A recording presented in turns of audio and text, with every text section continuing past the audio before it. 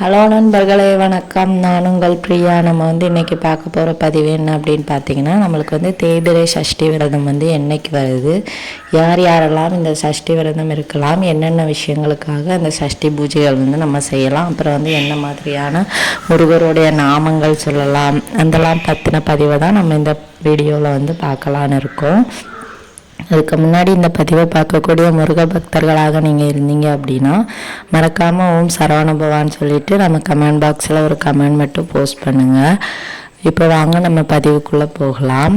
நம்மளுக்கு முருகர் நம்ம முதல்ல அவர் நம்மளை சோதிப்பாருங்க. ஸோ அதனால் நீங்கள் நான் முருகப்பெருமானை அப்படி கும்பிட்றேன், கண்ணீர் விட்டு கும்பிட்றேன், நான் எவ்வளோ வேண்டுனாலும் அவர் கேட்கவே மாட்டேங்கிறாரு, அந்த மாதிரிலாம் நினைக்காதீங்க. முதல்ல அவர் உங்களுக்கு சோதனையை தருவார்.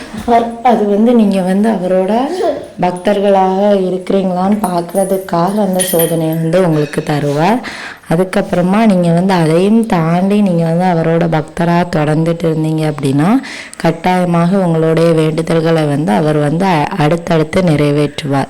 இது சோதனையை தாண்டி நம்மளுக்கு தரக்கூடிய இன்பம். அதை நம்ம புரிஞ்சுக்கிட்டோம் அப்படின்னாலே நம்ம நம்மளுக்கு முருகப்பெருமானை கும்பிட்றதுக்கு 2 சிறந்த நாட்கள். ஒன்று வளர்பிறை சஷ்டி, ஒன்று தேய்பிறை சஷ்டி. வளர்பிறை சஷ்டி மகா சஷ்டி மாதிரி எல்லாருமே கொண்டாடுவாங்க. தேய்பிறை சஷ்டி பெருசாக யாரும் பூஜைகள்லாம் பண்ணுறது கிடையாது. இந்த தேய்பிறை சஷ்டியில் நீங்கள் பூஜைகள் பண்ண போது அதுவும் உங்களுக்கு சிறந்த பலன்களை தரும். ஸோ தேய்பிறை சஷ்டியில் முதல்ல யாரெல்லாம் பூஜை பண்ணலாம் அப்படின்னு பார்த்தீங்கன்னா, அதிகப்படியான பிரச்சனைகள் இருக்கிறவங்க இந்த தேய்பிறை சஷ்டியில் பூஜைகள் பண்ணலாம். அதாவது பிரச்சனைகள் அப்படின்னா என்ன பிரச்சனை அப்படின்னு பார்த்தீங்கன்னா, குடும்பத்துக்குள்ள பிரச்சனை, கணவன் மனைவிக்குள்ள பிரச்சனை, அப்புறம் ரொம்ப நாளாக நகை அடமானத்தில் இருக்குது, அதை திருப்பணும், அந்த மாதிரி பிரச்சனை. அப்புறம் லோன் கட்ட முடியாமல் நிறைய பேர் இருப்பாங்க. அப்போ சீக்கிரமாக லோன் கட்டுறதுக்கு எனக்கு ஒரு வேலை ரெடி பண்ணித்தாங்க, அந்த மாதிரி பிரச்சனைகள். அப்புறம் கடன் அடைக்கக்கூடிய பிரச்சனை. அதுக்கப்புறமா வேறவங்களுக்கு இப்போ உடம்புல தீராத நோய்கள் இருக்குது, அதெல்லாம் தீரணும். வயிற்று வலி, அப்புறம் மருத்துவரால் குணப்படுத்த முடியாத நோய்கள், அந்த நோய்களுக்கானது. அதுக்கப்புறமா நிறைய பேருக்கு குழந்தை இருக்காது. ஒரு சில பேருக்கு சும்மா நார்மலாக குழந்தை இல்லாமல் இருப்பாங்க. அவங்கெல்லாம் வளர்பிறை சஷ்டியில் விரதம் இருக்கலாம். இல்லை எங்களுக்கு மருத்துவ ரீதியாக ஏதாவது ஒரு பிரச்சனை இருக்குது உடலில் அப்படிங்கிறவங்க இந்த தேய்பிறை சஷ்டியில் விரதம் இருந்தீங்க அப்படின்னா கட்டாயமாக உங்களுக்கு குழந்தை பேர் கிடைக்கும்.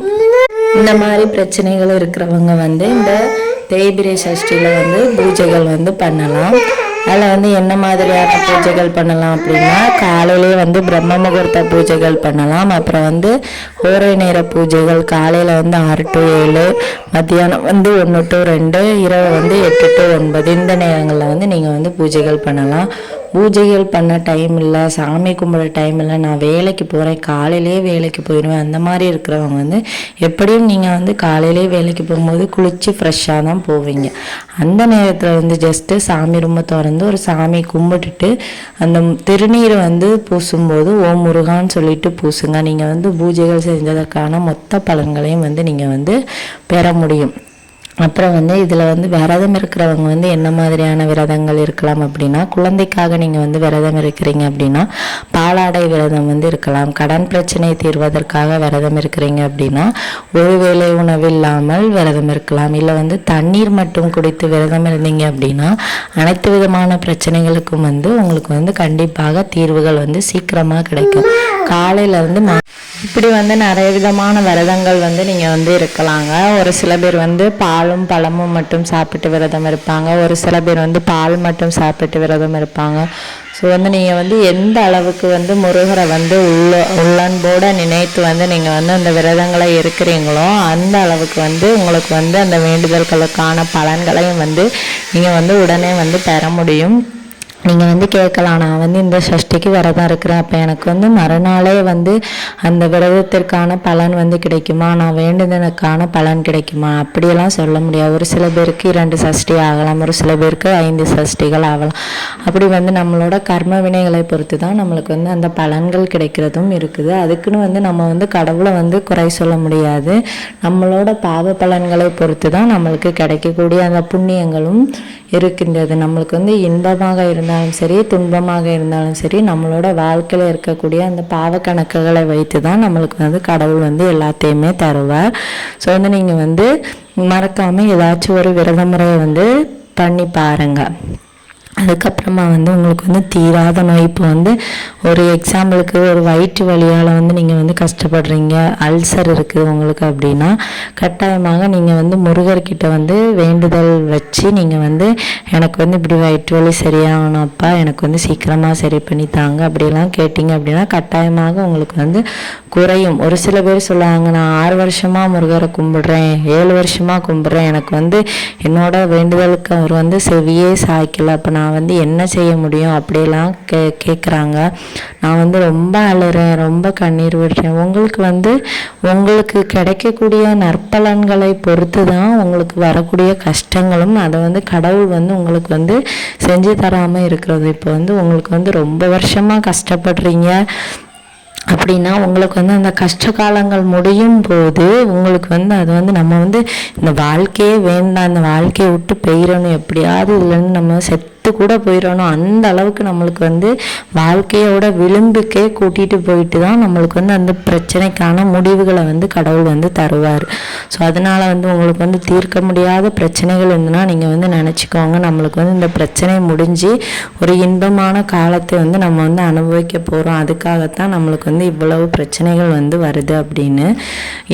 இதுவும் கூட ஒரு காரணமாக இருக்கலாம். நீங்கள் வந்து முருகருக்கு வந்து என்ன மாதிரியான நைவேத்தியங்கள் வைக்கணும் அப்படின்னா, நம்ம எப்பவும் சொல்கிற போல தேன், தினை மாவு, பால், தேன், அப்புறம் வந்து வெறும் தண்ணீர் கூட வைக்கலாம். உங்களுக்கு வந்து என்னென்ன வைக்கணும்னு தோணுதோ அதை வைக்கலாம். இல்லை வீட்டில் ஏதாவது சாப்பாடு வச்சுருக்கீங்க, பருப்பு சாதம் இல்லை சாம்பார் சாதம் இல்லை வந்து பாயசம் செஞ்சு வச்சுருக்கீங்க, இது கூட வைக்கலாம். உங்களுக்கு வந்து என்ன வைக்கணும்னு தோணுதோ அதுக்கு வைக்கலாம். இல்லை கற்கண்டு கூட வைக்கலாம்.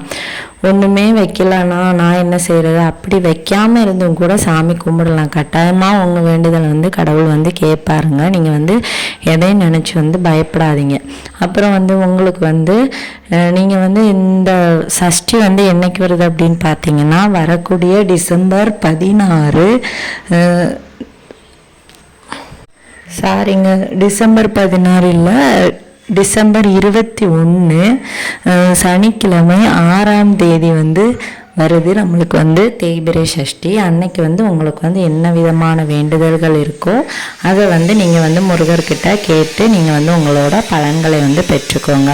உங்கள் வீட்டில் முருகர் படம் இருந்ததுன்னா அதை வந்து நல்லா தொடச்சி அதுக்கு வந்து பூ அலங்காரங்கள்லாம் பண்ணி நீங்கள் வந்து ஏதாவது ஒரு முருகர் நாமத்தை வந்து சொல்லலாம். சஷ்டிங்கிறதுனால இந்த நாமத்தை கூட நீங்கள் வந்து 6 முறை சொல்லலாம். அது என்ன நாமம் அப்படின்னு பார்த்தீங்கன்னா, ஓம் சஷ்டி பதையே நமோ நமக.